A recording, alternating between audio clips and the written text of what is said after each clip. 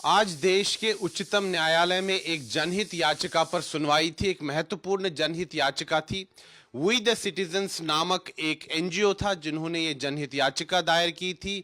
उन्होंने कहा था कि जो जम्मू कश्मीर में हिंदुओं के साथ नरसंहार हुआ, सिखों के साथ नरसंहार हुआ, उस पर एक एसआईटी जांच बिठाई जाए और साथ ही में जितनी संपत्ति जो है हिंदू समाज की, जो कश्मीर घाटी में जो 1990 से जो बिक गई, उसको नल एंड वॉइड डिक्लेयर किया जाए, यानी कि उसको निरस्त करार दिया जाए। सुप्रीम कोर्ट ने इस मामले की आज सुनवाई की, लेकिन सुप्रीम कोर्ट ने इस जनहित याचिका को निरस्त कर दिया, यानी कि रिजेक्ट कर दिया। और जो पिटिशनर है, यानी कि जो याचिका करता है, उनसे कहा गया कि वो सरकार को अप्रोच करे, सरकार से संपर्क करे और सरकार को रिप्रेजेंटेशन दे। इसी पर बातचीत करने के लिए हमारे साथ इस समय जुड़ चुके हैं शहीद राहुल भट्ट के पिताजी बिट्टा भट्ट। हम इनसे बात करते हैं।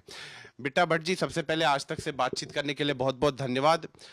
जो आज ये महत्वपूर्ण जनहित याचिका जो देश की सर्वोच्च अदालत में जिसकी आज सुनवाई थी, अदालत ने तो इसको खारिज ही कर दिया और कहा, जो याचिका करता थे उनको कहा कि आप जाइए सरकार से बात कीजिए, ये एडमिनिस्ट्रेटिव मैटर है।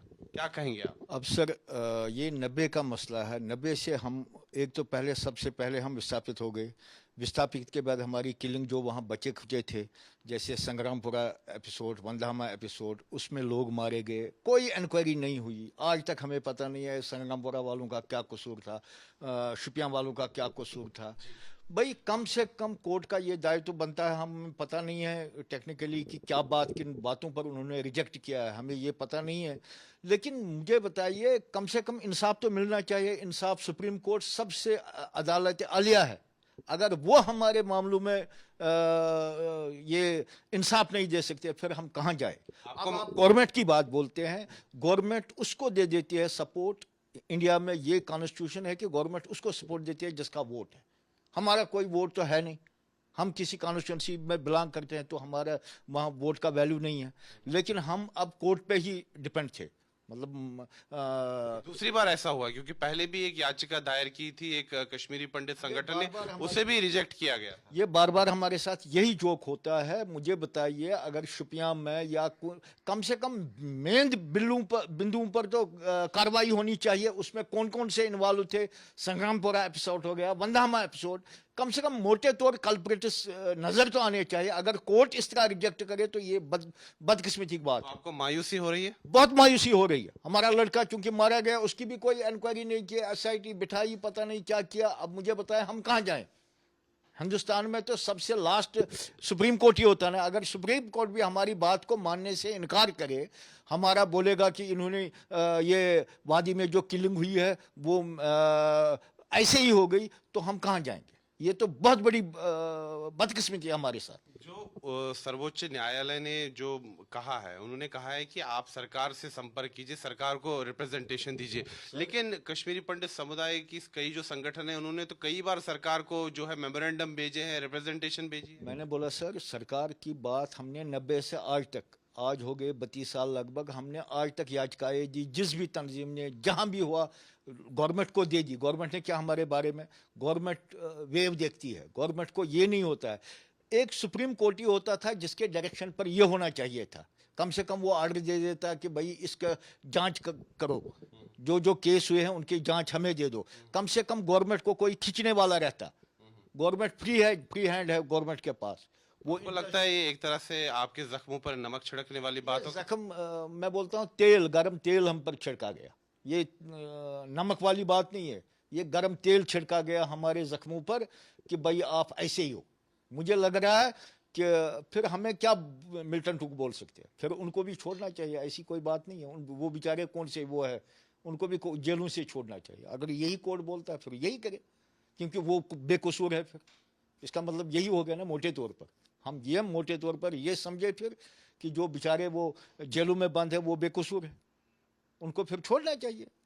हम क्यों बोले? जो फिर हमारे साथ जो बदकिस्मती है, जो हुआ हमारे साथ आज तक 32 साल में, तो ये फिर जिन्होंने है, इसको हम फिर जिन्वन ही माने।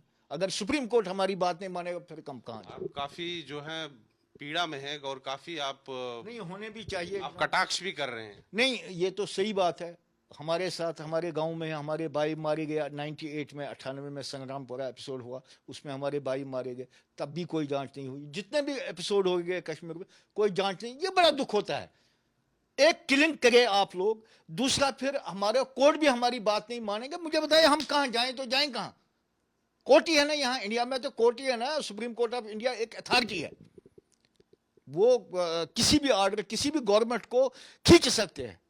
अगर गवर्नमेंट ऑफ इंडिया में सुप्रीम कोर्ट हमारी बात नहीं मान रहा तो फिर ये अब क्या आपको के हवाले। तो आपको क्या लगता है अभी आपके पास क्या विकल्प है? अब जब सरकार ने भी अभी तक कोई जो है जांच आयोग का गठन नहीं किया है, सुप्रीम कोर्ट में भी 2 बार याचिका गई, दोनों बार रिजेक्ट हो गई, अभी आप क्या समझते हैं कि कश्मीरी पंडित समुदाय हो या यहाँ पर जम्मू में जो डोडा या परनकोट जैसे नरसंहार हुए, वो जो पीड़ित परिवार है, उनके पास अब क्या विकल्प रहता है?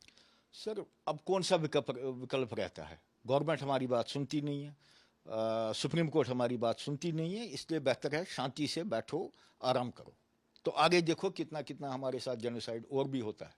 अब ये आगे आगे चलेगा, ये रुकने वाला नहीं है। फिर तो जो देश की सिविल सोसाइटी है, उन्हें आप क्या कहेंगे? मैं बोलता हूं कि उनको चाहिए कि अपने वो असर रसूख का इस्तेमाल करे, तो इसमें हमें भरपूर ताउन दे।